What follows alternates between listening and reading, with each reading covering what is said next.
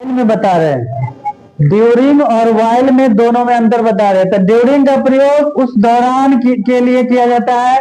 During का मतलब उस दौरान होता है या टाइम को दिखाता है। यहाँ एक एक्शन को दिखाएगा, उस दौरान के लिए हम ड्यूरिंग लगाएंगे। जैसे it rains during monsoon, it rains during monsoon, यहाँ एक ही एक्शन की बात हो रही है, इसलिए मैंने ड्यूरिंग का यूज किया। बट दो एक्शन की बात हो रही हो, टू एक्शन एक्सट्रीम टाइम हो, तो उस दौरान के लिए वाइल यूज करेंगे।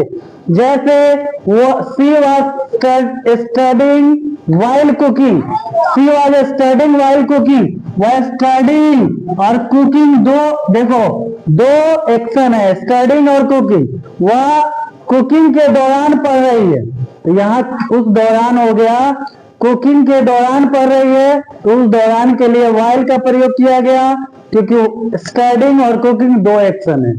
उसी प्रकार they were playing while dancing, while dancing, they were playing while dancing, वे लोग डांस करते करते खेल रहे हैं, सॉरी खेल रहे थे, वो लोग डांस करते करते खेल रहे थे। तो ध्यान देना, डांसिंग और प्लेइंग दो एक्शंस है, और दो एक्शन सेम टाइम में जो होगा तो वाइल लगेगा, न कि ड्यूरिंग लगेगा।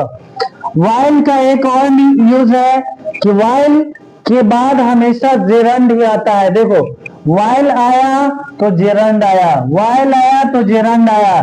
जेरंड एक्चुअली में वर्ब प्लस आईएनजी होता है, इसको हम V4 भी कहते हैं।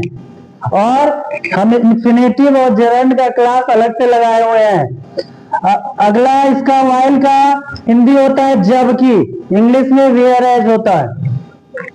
The father entered while the mother went out, father प्रवेश किए तो मदर बाहर चली गई। तो इसका मतलब यहाँ फादर प्रवेश किए तो मम्मी बाहर चली गई, जबकि फादर प्रवेश, जब फादर प्रवेश किए तो मदर बाहर चली गई। यहाँ अर्थ जबकि दे रहा है, इसलिए वाइल का यूज किया गया।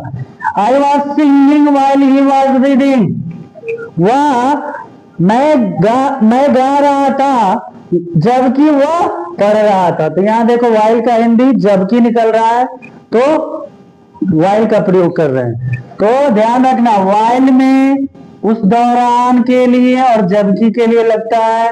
उस दौरान के लिए लगेगा तो two action at same time होगा, और उस दौरान के लिए रहेगा तो यहाँ टू एक्शन नहीं होगा, तो यहाँ ड्यूरिंग लगाएंगे। चलो।